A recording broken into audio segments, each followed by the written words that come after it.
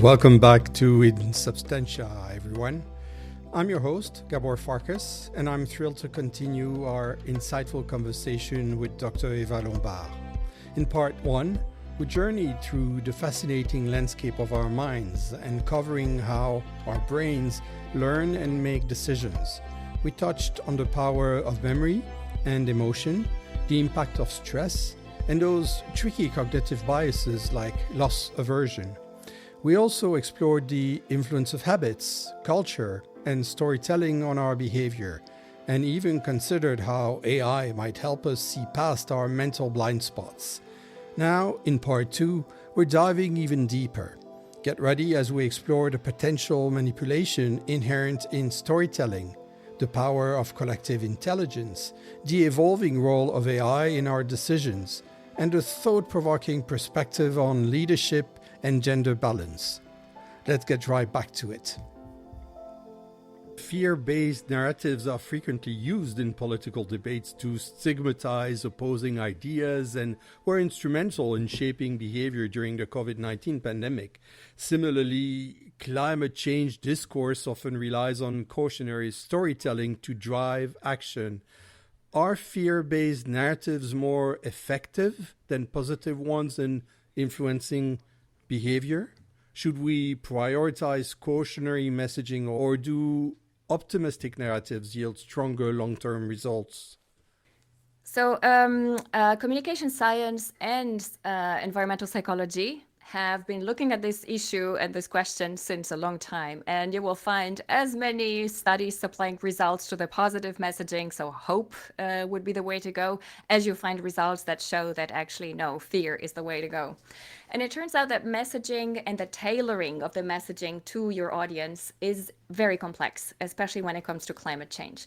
So I can give you some maybe high-level results because by now we can actually conduct meta-analysis. That's how many studies have been made on this subject, which show what types of interventions are most successful in inducing people to support, for instance, pro-climate policy, or in engaging in pro-environmental action, including actions that aim at decreasing their carbon footprint. And so the number one action is an intervention that involves future thinking.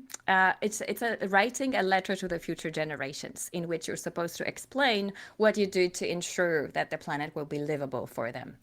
And this is just a very short exercise. I think it took people maybe 5 to 10 minutes. And it really increased by the highest percentage compared to all the other ideas, all the other interventions that were implemented on thousands of people around the globe. I'm quoting them results from a study that was published by my friend, Dr. Kimberly Dahl, last year in Science Advances. So the letter to the future generations, making people consider the impact of their actions on others in the future, has the highest impact. And in this case, we're actually not talking about a lot. It's on average, it was 2.6% more support for climate policy.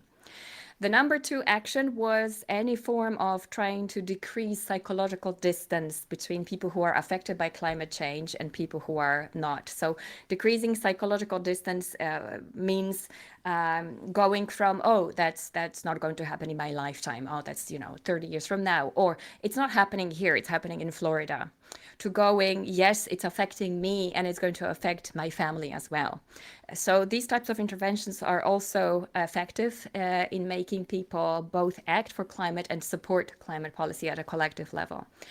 In addition to that, so these are the things that kind of universally work. The effects are not very strong, as I said. So the letter to the future generations is most effective for the 45 plus part of the population. So people who have been around for a while, who maybe start thinking about legacy, what they're going to leave for the future generations, who probably have children or maybe even grandchildren. And for them, the increase here was around 9%, right? Much higher than for the, let's say, 18 to 30 years old generation. And then when it comes to this fear versus hope or optimism versus pessimism, I can actually quote the results of my own study that we conducted on students at Montpellier Business School. The effects of whether we communicate and try to promote a kind of a direct message, meaning that we say, if you do this and that action, you should decrease your CO2 footprint. So really giving people a recipe, this is what you should do in order to decrease your own carbon footprint, versus an indirect messaging, meaning if you do this and that, and then you demonstrate it to others. So for instance, you share something about how small your trash bag was last week on social media, it's going to have a certain contagion effect on others. You will be an example for others, and you will kind of indirectly lead others to copy your behavior of being pro-environmental. And we found that these messages affect people differently depending on their environmental trait affect, which is sort of the way you relate to environmental messaging. It turns out that participants that have something that is called negative outcome affect, so these are those who tend to experience negative emotions such as guilt and sadness when perceiving negative environmental outcomes, they are more likely to share their pro-environmental behaviors. So this behavioral visibility in this indirect condition. So they are the ones, if they feel guilty and sad, they are the ones who actually benefited much more from this indirect message saying, you're not just doing it for yourself, you're doing this to show others an example of a behavior that will be multiplied at a collective level. On the other hand, participants who score high on a trait that is called resistance to coercion, meaning that they have negative emotions when they are forced to act in an environmentally friendly way. They don't like being told what to do, especially not when it comes to climate. They showed a decrease in their pro-environmental behaviors and these sharing behaviors in the indirect conditions. So this was absolutely ineffective. It actually had a negative effect on people who are resistant to being coerced to certain messaging. They did respond to the direct messaging, which told them, if you do this, then your carbon footprint will decrease. So the short answer is it depends. It's really important to tailor to your groups, to maybe have multiple messaging. And by now, I think we have a fairly advanced level of knowledge and of the subtlety of individual differences, of cultural differences, of habits, as well as demographic differences in what would be the most effective way to reach people. How does the wisdom of crowds contrast with the mob effect? While mob mentality leads to irrational and emotionally driven behavior, collective intelligence can sometimes produce better decisions than individuals. Under what conditions do groups exhibit wisdom rather than chaos? And what factors determine whether collective decision-making is beneficial? So we are developing a line of research in the laboratory, in the Lucid laboratory at the University of Geneva. And we're trying to really concentrate on creative problem solving in complex problems. Most of the research and the findings that we know, citing the phenomena that you mentioned, so the wisdom of crowds, are based on problems that are very well defined, meaning that there is a correct answer. And it's a matter of perhaps tuning in the accuracy on the response to that answer. However, that's not what most difficult problems in this world are. Most of the difficult problems do not have an answer, right? Otherwise, we would have solved them by now. So, and they might have multiple solutions, so they're not so easy to model. Wisdom of crowds essentially shows that if people independently make an estimate, and then we make an average of that estimate that people made, then that estimate is going to be much more accurate than having, for instance, even experts make that estimate individually. So that's the wisdom of crowds, the fact that if you make an average of estimates of multiple people, even if they're not experts, you're going to be closer to the truth than had you used just one individual's estimate. And the mob effect, from what I learned, essentially describes when the group dynamics lead to a sort of harmful behaviors, often due to social influence, so peer pressure, as you mentioned in your mediation negotiations, where people come back and instead of the wonderful decision they agreed upon, they succumb to peer pressure. Conformity and the lack of critical thinking, and what is also known as groupthink. And there are probably different reasons for that. There might be dynamic changes. So it could be that a group that was perfectly collectively intelligent at some point would evolve into these harmful groupthink behaviors because somebody has become dominant or they have lost some diversity in their opinions. So there are certain conditions that have been identified as beneficial for collective intelligence, for group decision making. The first one is giving individuals in the group a certain level of independence rather than conformity. So making sure that there's a climate that allows the group members to express themselves freely without fear for some kind of negative repercussions. So essentially, I'm talking about low hierarchy or flat hierarchy. Everybody's voice is equally appreciated, and there's a climate of psychological safety, meaning that I know that I can take the risk and say something that some people might not like, and that will still be appreciated. The second condition is diversity of perspectives. So especially when it comes to creative collaboration and complex problems, you probably will benefit from multiple types of expertise and skills in the group. And then it's up to the group and up to the group collective intelligence to know who knows what and whose skills would be best used in a given problem. But most of the time, diversity of perspectives is enriching for groups as long as the first condition of independence versus conformity is satisfied. Another condition is accountability and responsibility. So it's very important that individual accountability plays a role here. So again, there cannot be one dominant influencer who always makes the decisions and whose voice is much louder than others. It has to be such that individuals also feel part of the team and they take credit for the decision or for the solution that is being worked out.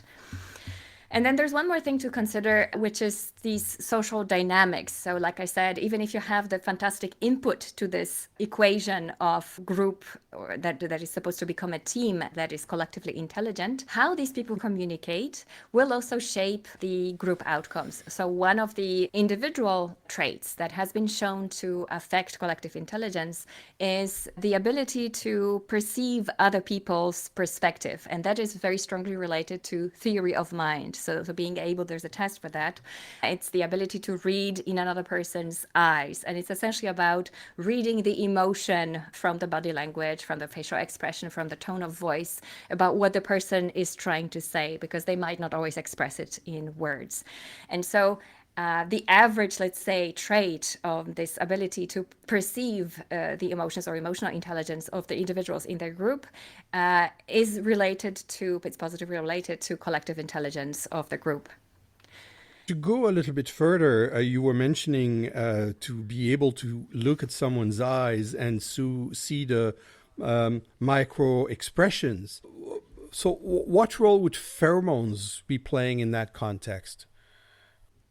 Oh, I really don't know. I can speculate about perhaps. So, as you mentioned, at some point you spoke about oxytocin. And yes, bonding between humans requires a form of trust. And this trust comes from the release of oxytocin. It's hard to say which one comes first. Is oxytocin release a result of trust, of a trustful relationship, or it's the other way around? We can actually induce people to bond more quickly, spray some oxytocin up their nose. That's what experiments show. So that's not a pheromone. Oxytocin is a hormone. And we know that it has anxiolytic properties. So people decrease their guard. They stop being afraid of being judged by their boss. The hierarchies flatten naturally. And in such an environment, it's much easier to play. And play, we know, is conducive to creative problem solving. I was asking this because we've shifted since COVID-19 to a lot of online meetings, and we are not in the same room now. We're talking online. So when you have one-on-one, looking at the other person and seeing their micro expressions will give you a lot of information. But when you're in a group setting, you have to look at the vignettes or the little images of other people participating in the meeting, and it's harder to do for many reasons. One's because the image is smaller. Some people will turn the camera off. But when you're in a group setting where you're all in the same room, that's a lot easier to manage. You can see all the people, and you can be triggered by some of the pheromones which you don't see, which you don't smell, but they are a part of the chemical reaction of the group that is together in the same room. I must say this sounds very interesting, but I don't know of any studies that have investigated the influence of pheromones on groups. I fully agree that there's a lot of social information that is only visible when we're free to move around, right? So that's another constraining factor if you're working online. Perhaps you have a fantastic resolution of a camera and your team is only four, so you can see all four faces at the same time. But then there's the rest of the body that is not in the camera, and the fact that we have to sit down and we cannot move around, and that also constrains people to a certain behavior, and it limits the amount of social information that you can pick up. So, what are the limits to collaborative intelligence, and when does it become counterproductive?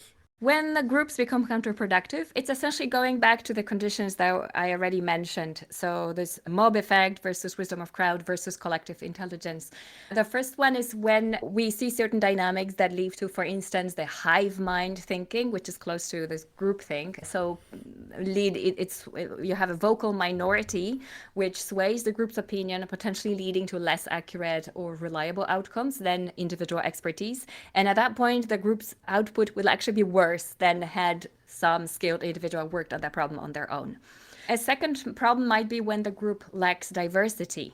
So they might be faster in terms of performance because they multiply their tasks. But when it comes to creative problem solving, diversity is actually the enemy of creative ideas. The third problem becomes the problem of coordination and maybe the ability to identify the true experts in the group when that group is very large. So large projects have their own challenges of coordination. It's actually better to then split the challenge into smaller chunks that can be managed by teams that are, let's say, this human size where we can still manage. And that's probably 3 to 10 people. Another challenge might come from misinformation, or when you have these big teams, again, there might be a lot of debating going nowhere. So becoming very inefficient in your teams, especially when there's too many voices and not one answer emerging. So too many people in a team is also an enemy to efficiency in collective intelligence. If you could change one thing about how humans make decisions today, what would it be? I love this question. So you give me a dream. I have been thinking about this. I have several ways. If I have to pick one, I guess it would be to make people consider a little bit higher on their hierarchy, probably in their top 3 criteria of all decisions, the impact on climate. I do believe that climate change is probably the biggest impending danger to humans on Earth, to human survival, to survival of this species, so the well-being of our children and grandchildren. And if every decision, especially these high-stake decisions that are taken at the policy level, at state level, organizational level, if as the top criteria, if we could have a switch in their brain, now you have to consider as number one the impact on climate or on ecosystems or on future generations, first criterion or the second criterion, then I hope most of the decisions would keep human flourishing at their heart. How can we create collaborative environments that encourage future-oriented thinking? So I can imagine how to structure collective problem solving in the future and also how to train it. There are certain conditions that should be present. The first one is certain structural strategies that refer to diversity in team composition and to flexibility in team structures. So giving people freedom of the process of how they organize themselves and how they work. This is very good for encouraging autonomy, maintaining intrinsic motivation, and also making sure that people take on the roles that are most appropriate for the given challenge. Sometimes we are stifled by our own roles and titles and identities that we wear at work. And I think professional life would be much easier if we had a little bit more freedom of the process. The second would be to encourage open communication and this climate of psychological safety, something that is always related to playfulness and to innovation capacities in organizations. That's something without which we cannot solve conflict. We cannot collaborate well unless we feel safe enough to disclose something authentic. And with this authenticity comes the ability to be creative, right? So again, going back to our fearful brain that doesn't have access to prefrontal cortex and the medial temporal lobe in order to make creative solutions. What comes with it is also promoting a kind of growth mindset. So I didn't speak about this explicitly, but humans learn from errors. And we know that even at a very basic systemic level in the brain, there needs to be this output that will serve as a correction to the predictions that the systems in the brain have made. And I'm afraid that in a lot of the environments, especially work environments and maybe even school, it's actually a very bad thing to make a mistake. And it shouldn't be so. We shouldn't feel punished for making mistakes. Mistakes should be embraced as a way of learning from them, as a way of acquiring an experience that will serve your brain to correct its predictions so that next time it's more accurate. So I would like to see that also at an organizational level. And one other additional tool that is not frequently done, but it's coming. It's coming with the rise of foresight and futurists, which is a dialogue with future generations. So sometimes with these big decisions, these big organizational decisions that affect perhaps thousands of life forms, or they spread very far into the future, such as in banking, in pension funds investments, or in aeronautics, building an airplane that will have to fly 50 years from the moment that it's produced. These decisions require a kind of future proofing. And some companies have started installing shadow boards that represent the future generations. It could literally be somebody who's very junior, just to have their perspective and to really give them the task, okay, your task is to think about the long-term consequences of the decision that we are about to take. Or it could be something virtual. So the exercise I do in my future thinking workshops is the empty chair exercise that comes from psychodrama. And the idea here is that I place a stakeholder in our scenario topic in an empty chair, and I ask the participants of the workshop to ask the questions that we have about our project and about our decision to that participant for the future. So it could be, for instance, an urban planner from the year 2060, when the decisions about the roads that we are building today are actually being lived and have an impact. And that exercise allows people to take on the role of that future generation if it weren't explicit until then. And it also reveals what they believe the most likely future is. So it's an exercise for themselves also to see, oh, actually, all of my students, it turned out that they're quite fearful about climate change in the year 2060, even though this was not so visible in the scenarios that they came up with. What we could do, and I hope that there's going to be a lot of developments in that area in the near future, is to leverage technology for collaboration. So yes, we are tribal individuals. We need the group, we need the social learning, but we can do this at a much grander scale. And we could be using AI to coordinate our efforts in multiple smaller teams, perhaps multidisciplinary, perhaps across certain countries. What we're seeing already with what we're doing right now, so recording, working remotely during COVID. And we could maybe do this technological aid as part of teamwork. So there could be an AI agent. I think this is already happening, right? We're using AI for distilling information and for finding information that is needed as input to a decision very quickly. But we could also use it at the next level, at the integration of multiple bits to a larger solution. And I'm hoping to see such technologies being much more accessible very soon in the future so that we can run hackathons at a global scale in multiple countries at the same time and seeing, what the integration of these different ideas produced by AI could be. I wanted to talk a little bit about AI. There is this question that doesn't call on your specific knowledge, but maybe on your gut feeling, which would be, how would you imagine AI being able to assist in sustainable decision making? What would some real world applications be? Or what could some real world applications be? If this is that imagination question, that I'm definitely all in. I'm a sci-fi writer and I do a lot of this future speculation and mental experiments. So I can very easily come up with a fairly plausible way of using AI as a kind of personal decision-making coach. I hope these are already in the making. At this point, I think it's speculation. At this point, we don't know. We don't have enough knowledge or experience with AI to know exactly, but we're just speculating. So yeah, all in with your sci-fi writer's mind.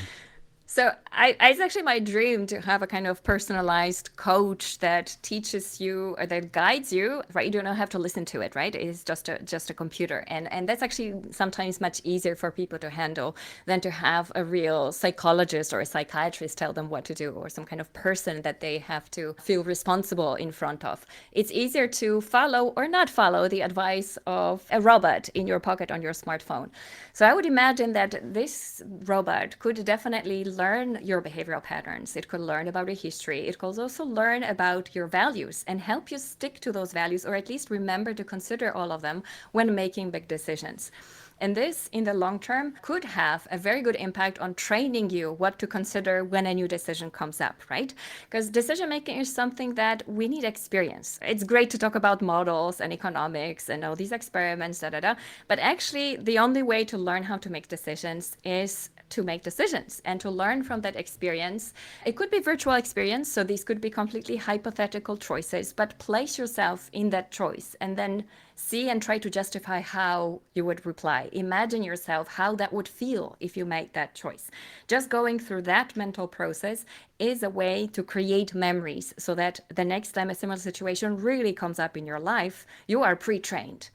So we can enhance this with AI by simply letting that robot prompt you to think about long-term consequences. So do you think you will still be happy with that choice 5 years from now? And if this happens, would you still stick with your choice? So that it prompts you to consider multiple angles and multiple time horizons of a situation. It can also go through certain techniques that we know from foresight. So it can really guide you through the different stages of the scenario development workshop, for instance. Or it can do some vision work, as we do in visionary leadership or visionary coaching, narrative, organizational development. It can help you develop certain hypnotic scripts that you could work with if it detects, oh, it seems like you really have a very dysfunctional belief over here. And I believe that for your well-being in the long term, it will be good to try to replace and unlearn that belief. And so here I created a very passionate story of a person that you can identify yourself with. And listening to that over and over again, as we do in hypnotherapy, for instance, would be a way for you to replace that dysfunctional belief with a new belief. So combining everything we know about neuroscience and psychology of decision making with therapy to prompt more mental imagery, to train our imagination, to exercise making decisions in a virtual environment, and why not adding an actual virtual reality to it? So making it more embodied has been shown to be very effective for people especially for people who struggle to imagine a very alternative, different reality. There are some really effective experiments where they did virtual aging. So essentially what was aged was the participants' hands. This is an experiment that I particularly appreciate. I wrote about it in a post last year. And it was a question of having or not having hope for peace in the very long term. We're talking about very difficult situations here. So these were populations that had been in conflict for generations. And it turns out that if you're born into conflict and you're a young person, even though young people are on average more hopeful and more optimistic, people in such situations weren't. And so this was an intervention trying to increase their optimism for the future and specifically the hope for peace. And what that intervention with virtual reality did was having them imagine that they are 80 years old, showing them these aged hands. So you're 20, but your hands are suddenly 80. So it's much easier than to imagine, oh, I'm really 80 now. So using VR can be very helpful. We could imagine using, for instance, a VR cave to demonstrate this is the world at +2 degrees. So it's not just words. So it's not just images synthesized. It's an actual city of Geneva at +2 degrees in the year, let's say 2045 or 2050, whatever, in line with the current IPCC projections. If you were a decision maker, you walk into that room and you see this is what's happened to your town. This is what's happened to the quality of water. Maybe the narrator will tell you the air is now 48 degrees hot. And by the way, not a lot of people are outdoors because it's too hot. It's very bad for our health. And with that messaging, that becomes a completely different impact. It's not just a mental imagery. It's an image that is a plausible future that you might be much more compelled to now prevent. So using mental imagery, guiding decision making so that we escape the availability bias, so that we think more broadly, all these things that we are not naturally good at, that's something that we could use AI in a sort of personal future thinking and decision making coach. I would imagine that the idea of having a personal assistant is not so much extrapolation. It's something that will happen. I mean, we already have our phones. They don't have a lot of artificial intelligence capability built into them, but we will soon see these agents attached to individuals from birth, and they will grow and develop, and they will be they will learn what is good for that individual person and help them with their studies and with their life choices. And this trust, the necessary trust aspect of the relationship will be a natural element because it's something that will have accompanied the person throughout his life. It's the same entity or perceived as the same entity growing and not feeding everything that is known about an individual to Google or Apple or Facebook in order to push them to buy things they don't need, but to help them make appropriate choices for their life and the society in which they function. So I think that this will be reinforced. We'll just have to see how that will become just transhumanism and not be the first step toward posthumanism, where we will have chips implanted in our brains and that will take some or a bigger part of our humanity away. So if my comment on that, I'm a little bit afraid about indeed the pace at which this technology is developing. And as you say, having these agents mirror you or be a part of your life from birth and knowing about you more than your own mother, essentially, because that's what these machines do, it is a little bit dangerous, especially when you think about the interests of the company or whatever organization that develops and trains these machines to assist you. So there's a lot at stake here, right? So will they still be commercially owned in a way to push you towards behaviors and habits that are most profitable? And one of the most profitable behaviors is being addicted, essentially, to things that make us addicted, or making you ill, because the pharmaceutical companies also derive incredible profits, especially from those who have to take drugs on chronic conditions. So there's a lot at stake here when it comes to whether these technologies will have the interest of the person and, let's say, some kind of broader development of humanity at heart, or whether there will be tied interests into milking that person from the very early age on. So I'm a little bit afraid of that, and seeing who owns that technology right now, yeah, I am not sure if I would like my child to have a smartphone very soon. I've like very much the idea of the empty chair that you mentioned earlier, and it's a little bit with that mindset that I asked this last question to my guests. What is it that we are not talking about but we should be? Oh, can I be controversial? Absolutely. Okay. So this comes from my long-term interest in gender differences specifically in decision making. And it's not that I'm some kind of fighting feminist, but I have discovered through a lot of research and reading the impact of testosterone on high stakes decision making and on leadership, which most of the time is actually negative. So we should be talking about the presence of men, especially those with high endogenous levels of testosterone, in positions of power, and what kind of biases they are subject to as a result of their biology. And we should be womanizing or feminizing the high-stake decision-making teams for the sake of long-term sustainability of the decisions they produce. And that's based on research and biology. To take this a little bit further, I've read a study that was trying to determine in which professions they were more likely to be psychopaths. And it turns out that on the top of the list is CEOs. obviously, regrettably, I should say, there are a lot more men CEOs than women CEOs. And would that have an impact on how psychopathic their decisions would be if would balance this out? It's interesting that you talk about this, because this is another question. I haven't verified this. If the presence of the dark triad, because that's where psychopathy is a part of, there's psychopathy, Machiavellianism, and the third one is what? Not sociopathy. I forgot. I will remember in a moment. I'm not sure if this is gender balance, if there's as many female psychopaths as there are male psychopaths, or if it's actually more likely to be present in men. If it is so, then yeah, it definitely goes with endogenous testosterone, which has been shown in laboratory to decrease empathy.